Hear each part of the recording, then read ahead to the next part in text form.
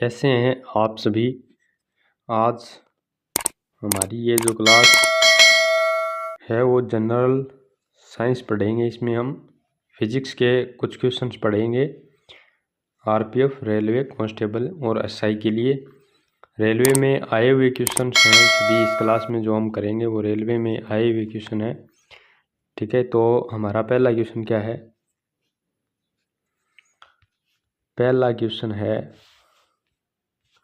विद्युत और चुंबकीय क्षेत्र द्वारा त्वरण के अंतर्गत विद्युत आवेशित कणों को किसके रूप में प्रेषित किया जाता है? विद्युत और चुंबकीय क्षेत्र द्वारा त्वरण के अंतर्गत विद्युत आवेशित कणों को किसके रूप में प्रेषित किया जाता है? विद्युत चुंबकीय आवर्ती के रूप में, विद्युत चुंबकीय विकिरण के रूप में, विद्युत चुंबकीय आयाम के रूप में या विद्युत चुंबकीय प्रेरण के रूप में।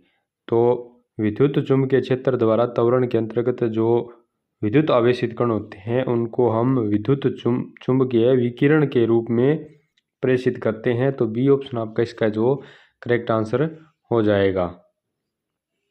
अगला क्वेश्चन क्या है?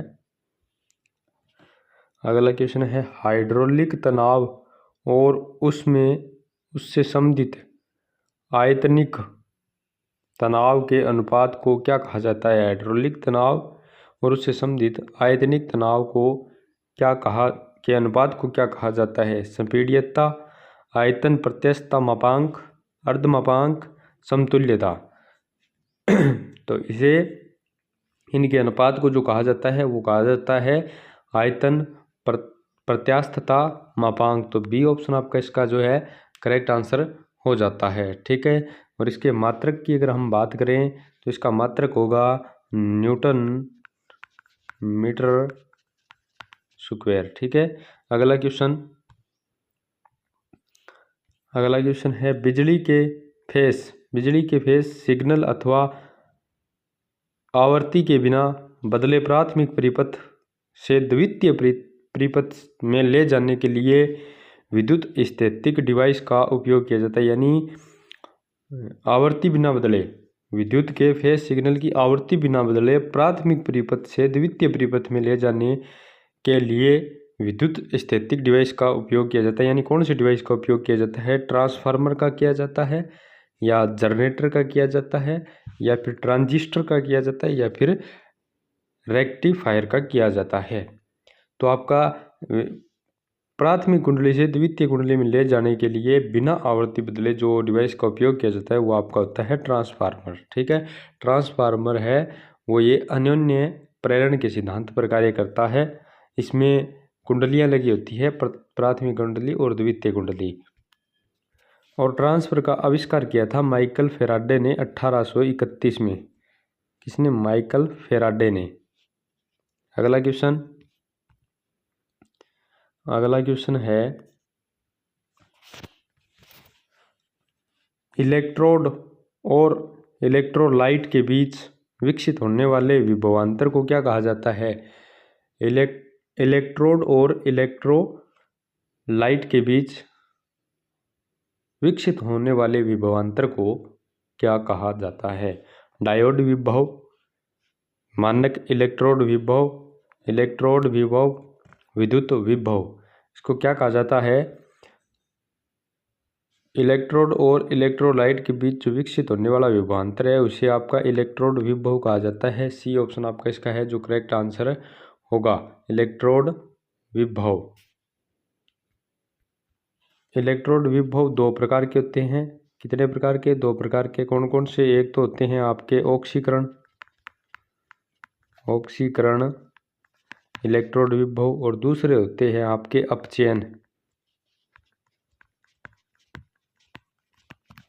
अपचयन इलेक्ट्रोड विभव। अगला क्वेश्चन है, एक रॉकेट किस सिद्धांत पर काम करता है? यानी रॉकेट किस सिद्धांत पर कार्य करता है? रॉकेट आपका गति शक्ति का संरक्षण सिद्धांत पर कार्य करता है। गति शक्ति के संरक्षण सिद्धांत पर कार्य करता है रॉकेट। ठीक है, अगला क्वेश्चन क्या है?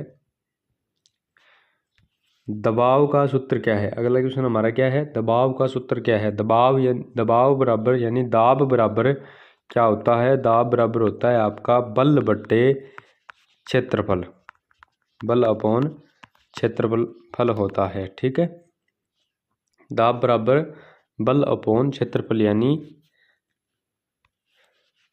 P बराबर अप अपॉन ए। ठीक है, तो बी ऑप्शन आपका इसका है जो करेक्ट आंसर होगा। और दाब एक अदिश राशि है, दाब है वो क्या है? अदिश राशि है। ठीक है, अदिश राशि है। इसका अस्थायी मात्रक होता है वो आपका न्यूटन मीटर स्क्वायर होता है, न्यूटन पर मीटर स्क्वायर। ठीक है, अगला क्वेश्चन क्या है? सोनार का विस्तार क्या है? सोनार का विस्तार क्या है ऑप्शन में से? ध्वनि, तटस्थता और रेंजिंग, ध्वनि, वस्तु, नेविगेशन और विकिरण, ध्वनि, नेविगेशन और रेंजिंग, ध्वनि, वस्तु, नेविगेशन और रेंजिंग। तो सोनार का जो विस्तार है वो आपका होगा ध्वनि, नेविगेशन और रेंजिंग, यानी सी ऑप्शन आपका इसका करेक्ट आंसर होगा। अगला जो क्वेश्चन है हमारा वो है त्वरण याद करने का सूत्र क्या है? यानी त्वरण का सूत्र कौन सा है? ये क्वेश्चन है आपका एसआई के अंदर आए हुए। वैसे इस क्लास में जितने भी क्वेश्चन है वो सारे क्वेश्चन हैं रेलवे के अंदर आए हुए क्वेश्चन है। ठीक है, तो ये क्वेश्चन आपका एसआई में आरपीएफ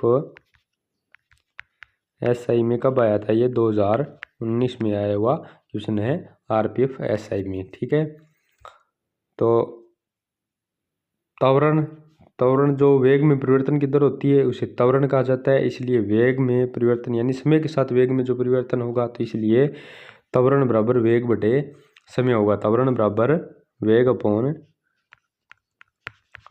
अपॉन समय। तो आपका ये इसका डी ऑप्शन है सही हो जाएगा। और इसका जो मात्रक होगा वो आपका होगा meter second square, meter second square. ठीक है, अगला क्वेश्चन